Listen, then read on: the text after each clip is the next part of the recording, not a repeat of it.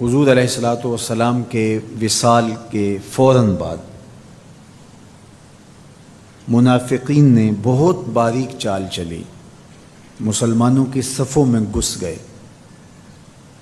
بظاہر لبادے ان کے مسلمانوں والے تھے، تو انہوں نے مسلمانوں سے کہنا شروع کر دیا، لو جی کہانی ختم ہو گئی، ساری رونقیں حضور کے دم سے تھیں، نمازیں تھیں، روزے تھے، لوگ اپنے اموال کی زکوٰۃ دیا کرتے تھے، حج کا اجتماع تھا، یہ سب کچھ ختم ہو جائے گا۔ اب کون مال خرچ کرے گا؟ کس نے جان راہ خدا میں قربان کرنی ہے؟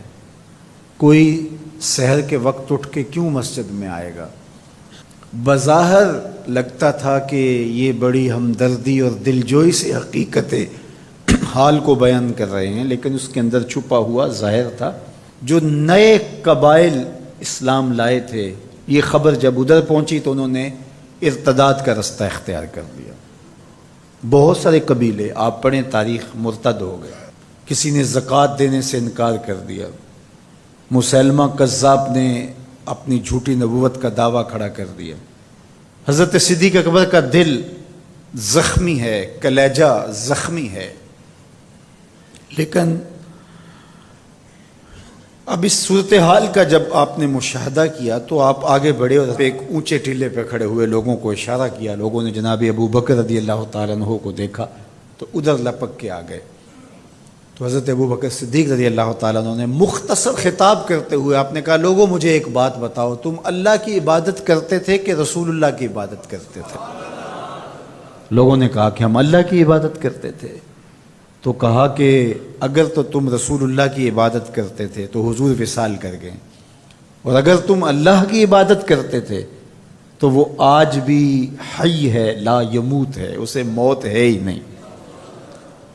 پھر کہا، جس دین کے لیے میرے اور آپ کے آقا و مولا نے اپنی ساری زندگی لگا دی، کیا حضور کے وصال کر جانے کے بعد تم اس دین کو چھوڑ دو گے؟ تو لوگوں نے کہا، کیوں چھوڑیں گے؟ تو کہا، پھر اٹھو اور دین کا جھنڈا لے کے پوری دنیا پہ چھا جاؤ۔ تو آپ نے لوگوں کو سنبھالا۔ تو حضرت عبداللہ ابن مسعود رضی اللہ تعالیٰ عنہ فرماتے ہیں کہ اگر حضرت ابو بکر رضی اللہ تعالیٰ عنہ کے ذریعے سے اللہ ہمارے اوپر احسان نہ کرتا تو ہم ہلاک ہو جاتے۔ اس امت کو بکھرنے سے بچایا ہے، شیرازہ متحد رکھا ہے، تو وہ ذات سیدنا صدیق اکبر رضی اللہ تعالیٰ عنہ۔ اور حضور یہ سارے اشارے دے کر گئے تھے۔ ایک خاتون آئی، کوئی کام تھا اس کو، اس نے کہا، تو حضور نے فرمایا پھر آنا۔ تو اس نے کہا کہ اگر میں پھر آؤں تو آپ نہ ہوں، اس کی مراد یہ تھی کہ آپ وصال کر گئے ہوں۔ تو آقا کریم علیہ السلام نے فرمایا، اگر میں نہ ہوا ابو بکر تو ہوں گے، میں نہ ہوا تو ابو بکر کے پاس آ جانا۔ اللہ اکبر۔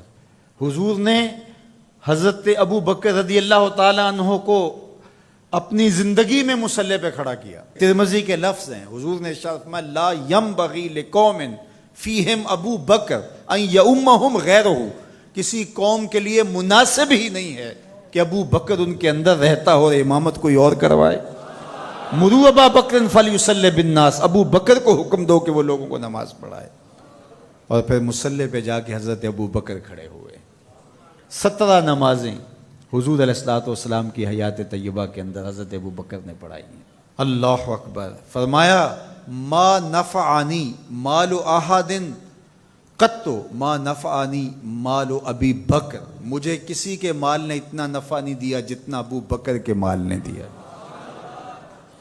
اللہ کے علاوہ اگر میں کسی کو خلیل بناتا تو ابو بکر کو بناتا، لیکن اللہ میرا خلیل ہے، جنہیں سیدہ کہول اہل الجنہ کہا گیا، جنت کے بوڑھوں کے سردار بنائے گئے۔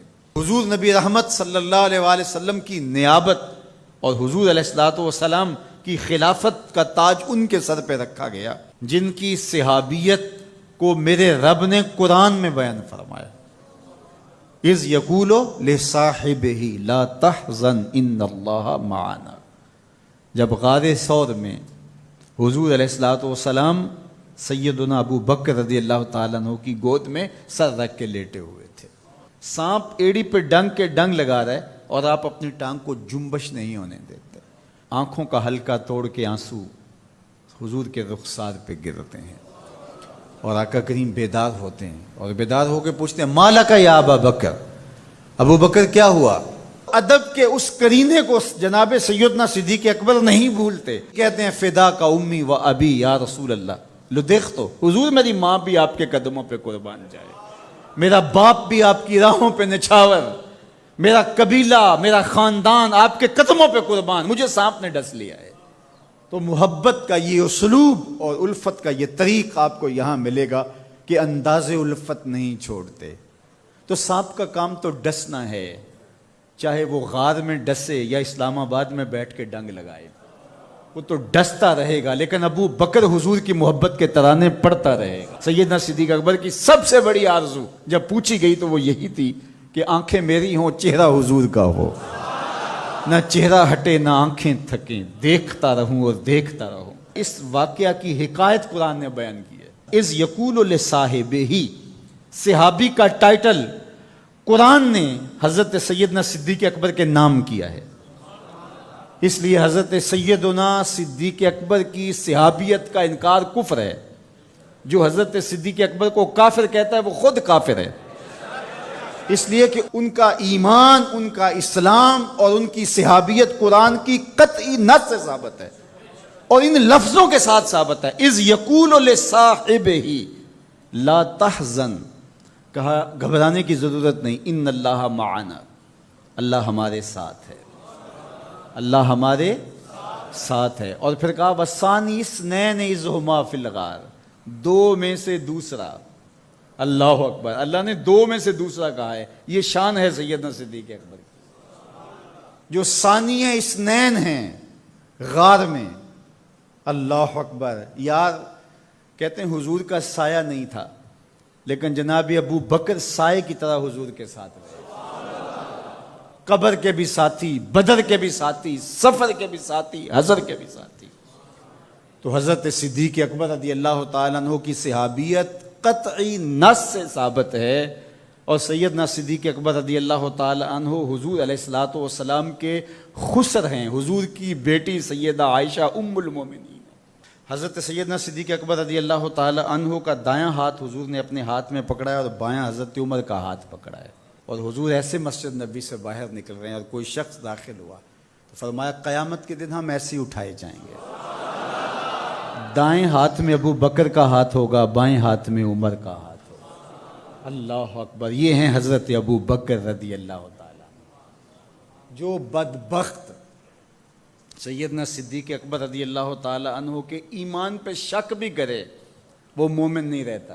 یہ وقت بھی آنا تھا ہمارے اوپر کہ پاکستان کے دارالحکومت میں کھڑے ہو کر کے سیدنا صدیق اکبر رضی اللہ تعالیٰ عنہ کے بارے میں ایسے نازیبہ کلمات کہے جانے تھے، استغفر اللہ، العیاذ باللہ۔ حضور علیہ الصلوۃ والسلام نے ارشاد فرمایا اذا رأیتم الذین یسبون صحابی فقولوا لعنۃ اللہ علی شرکم۔ عبداللہ ابن عمر سے روایت ہے، حضور نے فرمایا اگر تم کچھ لوگوں کو دیکھو کہ میرے اصحاب کو گالی دیتے ہیں اور تم کہو تمہاری شر پہ اللہ کی لعنت ہو، یہ حضور نے حکم دیا ہے کہ یہ اس کے جواب میں کہو۔ اور ایک حدیث کے لفظ ہیں، حضور علیہ السلام نے ارشاد فرمایا من سب اصحابی فعلیہ لعنت اللہ والملائکۃ والناس اجمعین، جو میرے اصحاب کو گالی دے اس پر اللہ کی بھی لعنت، فرشتوں کی بھی لعنت اور تمام مخلوقات کی بھی لعنت۔ تو یہ ملعون جو حضرت سیدنا صدیق اکبر اور دیگر اصحاب کو بھونکتے ہیں اور ان کے بارے میں نازیبہ کلمات کہتے ہیں، ان کی شر سے اس ملک کو پاک کرنا چاہیے۔ چنگاری جب بھڑکائی جاتی ہے تو پھر پورے شہر جل جاتے ہیں۔ 7-8 سال قبل کی کہانی ہمیں یاد ہے کہ کیا دردناک لمحات ہوتے تھے، روزانہ لاشیں اٹھانی پڑتی تھیں، وہ ایسے ہی ناعاقبت اندیش لوگوں کی وجہ سے ہوا۔ اگر اداروں نے اس میں تساہل برتا، سستی سے کام لیا، یا کسی شخص کی خوشنودی کے لیے انہوں نے پسو پیش کیا تو یا معاملے کو گول مول کرنا چاہا تو حالات کنٹرول میں نہیں رہیں گے۔ یہ بھڑکائی ہوئی آگ ملک کو خاکستر بنا سکتی ہے۔ اللہ میرے وطن کی حفاظت فرمائے۔ یہ ملک قربانیوں سے حاصل کیا گیا ہے، اور اس کے امن کو بحال کرنے کے لیے ہمارے اداروں نے بہت محنت کی ہے، بہت لوگوں نے قربانیاں دی ہیں۔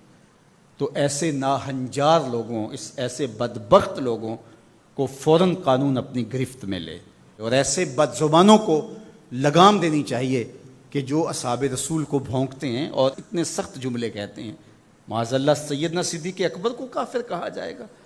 جو صدیق میرے نبی کے دل کا چین ہے، جو اسلام کی بہار ہے۔ عبداللہ ابن مسعود فرماتے ہیں ہم بچے ہی ابو بکر کی وجہ سے تھے، ورنہ ہلاک ہو جاتے۔ جس ابو بکر رضی اللہ تعالیٰ عنہ کو حضور نے مصلی پہ کھڑا کیا، جس ابو بکر رضی اللہ تعالیٰ عنہ پہ اتنا اعتماد تھا کہ ہجرت والی رات ان کا انتخاب کیا، حضرت سیدنا عمر رضی اللہ تعالیٰ عنہ نے حضرت ابو بکر رضی اللہ تعالیٰ عنہ کا ذکر کیا اور رو پڑے اور کہا کہ ابو بکر میری زندگی کی ساری نیکیاں لے لے اور غار والی ایک نیکی مجھے دے دے۔ اور پھر کہا کرتے تھے کہ کاش کہ میں ابو بکر کے سینے کا بال ہوتا۔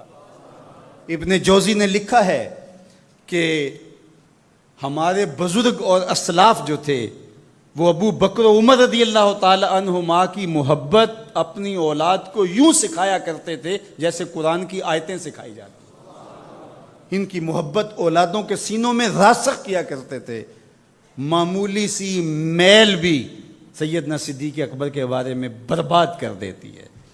اللہ کے نبی کا ہر صحابی با کمال ہے، لیکن ابو بکر ہے۔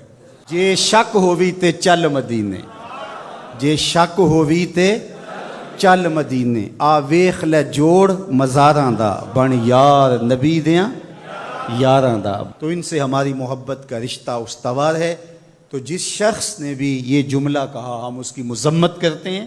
مذمت تو لفظ بہت چھوٹا ہے، اس کو قرار واقع سزا دیجئے۔ وہ بدترین انسان ہے روئے زمین پہ، اور اس سے کوئی روح رعایت نہ رکھی جائے تاکہ آئندہ ایسے راستے بند ہو۔ اداروں کو اس پر فی الفور نوٹس لینا چاہیے قبل اس سے کہ حالات ہاتھ سے باہر نکل جائیں اور بے قابو ہو جائیں۔ اللہ ہم سب کو اپنی رحمتوں کے حصار میں رکھے۔